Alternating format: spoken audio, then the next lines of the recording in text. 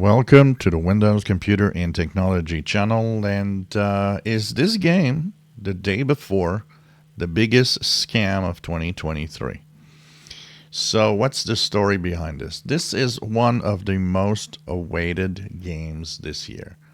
And it was delayed, had tons of problems in development. Rumors say that the employees, a lot of them might not even have been paid or paid very little to work on it. So what's happening is the game finally came out on December 7th, and it actually was purchased by 200,000 users. So 200,000 copies have been sold. It's not a small number. And yet, the first day, the first 24 to 48 hours of the game, 90,000 asked for a refund because the gameplay was just horrible. Apparently, it's extremely buggy, and it's really, really a horrible game.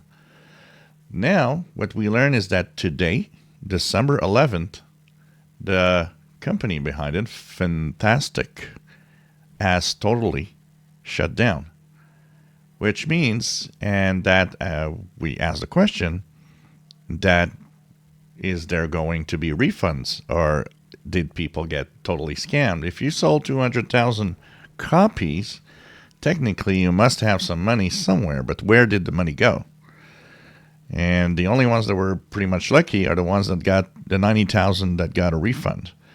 But, you know, when you sell 200,000 copies and 90,000 of them get refunds, already starts really bad. And the Steam game, they give the score. The score of the game is 20%, which is extremely low, which means people just don't like it.